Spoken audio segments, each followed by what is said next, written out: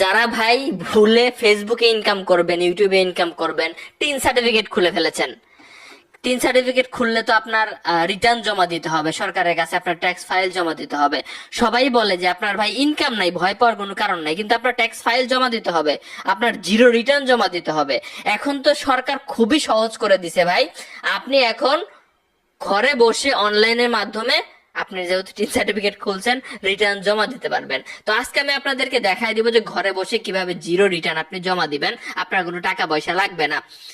Tin certificate খুললে এটা করতে হবে। আজকে আমি কাদেরটা দেখাবো, অনেক ক্যাটাগরি আছে।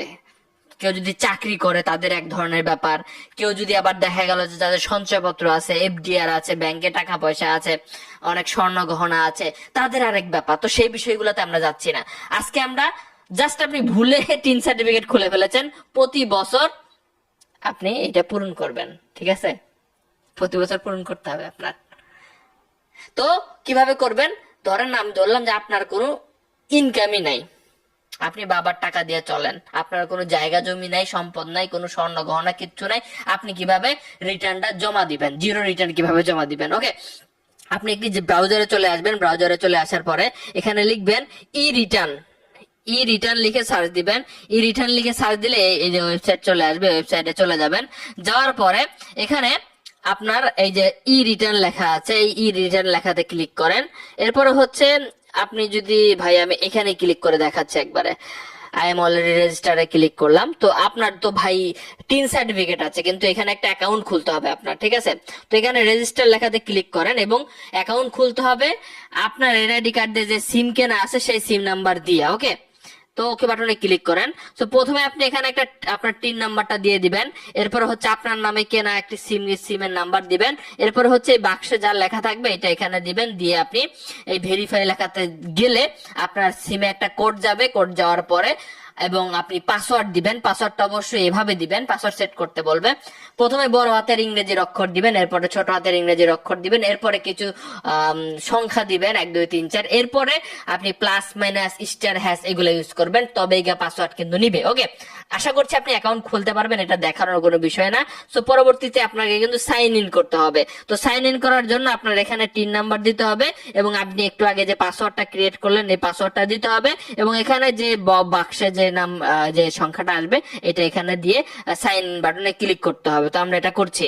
দেখতে পাচ্ছেন আমরা এখানে টিন নাম্বার এবং পাসওয়ার্ড এবং এই বক্সে যা আছে এটা দিলাম, দিয়ে এখানে সাইন ইনে ক্লিক করছি। প্রথমে আসেন, আপনাকে কি করতে হবে, এই যে এখানে একটু দেখে নিবেন, হ্যাঁ, যে 2025-26 লেখা আছে কিনা, তাহলে আপনি ভাই রিসেন্ট যেটা দেওয়ার সেটা আপনি দিতে পারবেন, ঠিক আছে? তো এখন আপনি 3 ডট মেনুতে চাপ দেন এবং এখানে রেগুলার ই রিটার্ন লেখা আছে, এখানে ক্লিক করেন। ক্লিক করার পরে এখানে যা আছে তা থাকতে দেন। এখানে একটা কথা বলে রাখি, আপনারা কারা জমা দিবেন এই 2025-26 অ্যাসেসমেন্ট ইয়ারের মানে মানে কোন সময় টিন খুললে এটা জমা দিতে হবে। এই যে দেখেন এখানে লেখা আছে যে 1/7/2024 থেকে 30/6/2025 মধ্যে যারা টিন সার্টিফিকেট খুলেছেন তারা এইভাবে আপনি জিরো রিটার্ন জমা দিবেন। এখন যদি বলেন যে ভাই আমি তো এর আগে করে ফেলেছি, ভাই আগে করলে আপনার আগে থেকে জমা দেওয়া উচিত ছিল, এটাই নিয়ম, এটাই নিয়ম। আপনি যদি এর আগের এই টাইমের আগে করে থাকেন তাহলে আপনার আগের বছরের রিটার্ন দেওয়া উচিত ছিল, আপনি দেন নাই, ঠিক আছে? সো এখন আসেন আমরা নিচের দিকে আসি। এখানে যা আছে রেসিডেন্ট থাকবে। এখানে আপনার যেহেতু ভাই আপনি ট্যাক্স ফ্রি কোনো ইনকাম নাই, এখানে নোই থাকবে। এরপর হচ্ছে এইটাতে আপনার ইয়েস থাকতে পারে, ঠিক আছে? এটা আপনাকে নো করতে হবে। আপনার যেহেতু কোনো ট্যাক্সেবল ইনকাম নাই, তো আপনি এখানে এটা নো করবেন। ভালো মতো দেখেন, এটা ইয়েস বাটনে ক্লিক করে দিলে আপনার এখানে নো হয়ে যাবে এবং এইগুলো সবগুলো অফ হয়ে যাবে অপশন। এরপর আপনি নিচের দিকে আসেন, নিচের দিকে আসার পরে সেভ এন্ড কন্টিনিউতে ক্লিক করেন। ক্লিক করার পরে এখানে এটা আপনার ইয়েস থাকতে পারে, আপনি এখানে এটা নো করবেন যে আপনার 50 লাখ টাকার উপরে ভাই সম্পত্তি তো নাই, তাই নো করবেন। আপনার যদি কোনো কার না থাকে তাহলে নো করবেন। এরপর হচ্ছে আপনার মানে আপনি কোনো কোম্পানির শেয়ার হোল্ডার না হলে নো করবেন। মানে আপনার এগুলো যদি, বেশিরভাগ ক্ষেত্রে আমার নাই ভাই, আপনার থাকলে আপনি ইয়েস দিবেন এবং পরবর্তী ধাপে আগাবেন। তো নাই আমার আর কি, হ্যাঁ। তো এরপর আপনি কি করবেন, জাস্ট এখানে আপনি এই যে এইটা কিন্তু ইএসএই রাখবেন, ইএসএ রেখে আপনি এখানে সেভ এন্ড কন্টিনিউতে ক্লিক করবেন। ক্লিক করার পরে আপনি এখন আপনার খরচ দেখাইতে হবে। আপনি ভাই একটা মানুষ, আপনার তো ভাই ইনকাম না থাকলে খরচ তো আছে। আপনি আপনার বাবার কাছ থেকে না হয় মায়ের কাছ থেকে যে কোনো একভাবে নিয়ে তো আপনি খরচ করেছেন, তো কত টাকা খরচ করেছেন সেটা আপনাকে এখানে দিতে হবে। আপনি চাইলে ইএসএ চাপ দিয়ে বিস্তারিত দিতে পারেন, যে পোশাক বাবদ, মানে প্রত্যেকটা আলাদা আলাদা ভাবে দিতে পারেন যে আপনি কোথায় কি খরচ করেছেন। এটা না চাইলে আপনি একবারে দিয়ে দিলেন যে ভাই আপনি কত টাকা খরচ করেছেন এই অর্থ বছরে। সাপোজ আপনি 50,000 টাকা, 50,000 টাকা আপনি খরচ করেছেন, ঠিক আছে।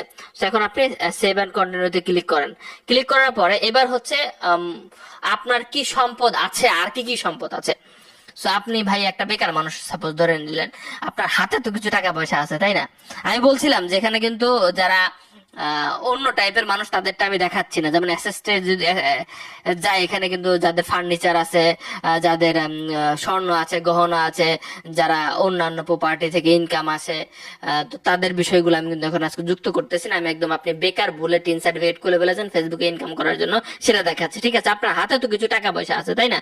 তো যে ক্যাশ লেখাতে চাপ দেন, ক্যাশ লেখাতে যে চাপ দেওয়ার পরে ক্যাশ ইন হ্যান্ডে চাপ দেন, তো আপনার হাতে কত হাজার টাকা আছে। সাপোজ ধরলাম আপনার হাতে 10,000 টাকা আছে, একক, দশক, শতক, হাজার, অযুত, তো 10,000 টাকা আছে। তো এরপরে আসেন নিচের দিকে আসেন, নিচের দিকে আসার পরে তো আপনি চাইলে কিন্তু দেখা গেল আপনার, কিন্তু এখানে দেখা গেল এখন এই যে আপনি একটু নিচের দিকে আসলে দেখবেন যে আপনার এখানে 60,000 টাকা মাইনাস আছে। কেন মাইনাস আছে? এখানে জিরো হইতে হবে। কারণ হচ্ছে আপনি ভাই এই টাকাটা কোথা থেকে পাইছেন আপনি কিন্তু এখনো দেখান নাই, হ্যাঁ। তো আপনাকে দেখাইতে হবে। তো আপনি এখন দেখানোর জন্য এই যে সোর্স অফ ফান্ড লেখা আছে, এখানে এই যে আদার রিসিটে যা ক্লিক করে আপনি এখন কি করবেন, আপনি এখন এই যে এখানে ইয়ে করে দিবেন, লিখে দিবেন যে আপনি এই টাকাটা কোথা থেকে পাইছেন। আপনি কোথা থেকে পাইতে পারেন? আপনার বাবার থেকে পাইতে পারেন, গিফট ফ্রম ফাদার লিখে দিবেন, ফাদার লিখে দিলেন, রেফারেন্স এখানে নীল লিখে দিলেন, এবং এখানে কত টাকা, আপনি যত টাকা আপনার কাছে আছে সব টাকাটাই, আপনি যদি বাবার কাছ থেকে পাই থাকেন তাহলে সব টাকাটাই দিবেন। তাহলে আপনি খরচ করেছিলেন কত? 50, আর আপনার হাতে আছে 10, 60, 60,000 টাকা বাবার কাছ থেকে নিছেন, দশক, শতক, হাজার, অযুত, 60,000 টাকা এখানে বসাই দিলেন। তাহলে এখন যদি নিচের দিকে আসেন দেখেন এখন কিন্তু জিরো হয়ে গেছে, আপনার কিন্তু রিটার্ন প্রায় তৈরি হয়ে গেছে, ঠিক আছে। তো এরপর আপনি সেভ এন্ড কন্টিনিউতে ক্লিক করেন। ক্লিক করার পরে এখন দেখেন আমি যদি নিচের দিকে যাই, যে আমার কোনো ট্যাক্স পেমেন্ট করতে হবে না। আমি যদি নিচের দিকে যাই সব জিরো হয়ে গেছে, দেখেন সব জিরো হয়ে গেছে, যে দেখেন সব জিরো, সব জিরো, দেখেন সব জিরো, আমার কোনো ট্যাক্স দেওয়া লাগতেছে না, সব জিরো। এরপর হচ্ছে প্রসেস টু অনলাইন রিটার্ন, এখানে ক্লিক করব। ক্লিক করার পরে আমার এখানে আমার রিটার্নটা তৈরি হয়ে গেল। আমি যদি এই যে নিচের দিকে আসি, এখানে সব বিস্তারিত দেওয়া আছে, রিটার্ন তৈরি হয়ে গেছে। এখন আমি জাস্ট নিচের দিকে এসে আমি যদি এখন এই যে সাবমিট লেখাতে ক্লিক করি, সাবমিট রিটার্নে ক্লিক করি, ক্লিক করার পরে ইয়েস এ চাপ দিলে আমার রিটার্নটা সাবমিট হয়ে যাবে, জিরো রিটার্ন সাবমিট হয়ে যাবে। এটাই হচ্ছে যারা একদম বেকার, যারা বাবার টাকায় চলে, স্টুডেন্ট, ফেসবুকে ইনকাম করার আশায় টিন সার্টিফিকেট খুলে ফেলেছে, তারা আসলে প্রকৃতপক্ষে এইভাবে জিরো রিটার্ন জমা দিবে প্রতি বছর। এখন কি মাস চলে? জুলাই মাস চলে, হ্যাঁ। জুলাই থেকে নভেম্বর পর্যন্ত মনে হয় টাইম থাকে। সো আমি দেখাই দিলাম। আর যারা চাকরিজীবী আছেন, যাদের ব্যাংকে টাকা পয়সা আছে, গোল্ড আছে, জায়গা জমি আছে, ব্যবসা বাণিজ্য আছে, তাদেরটা দেখালাম না এই ভিডিওতে। সো প্রয়োজন হলে কমেন্ট বক্সে লিখবেন। ভালো থাকবেন।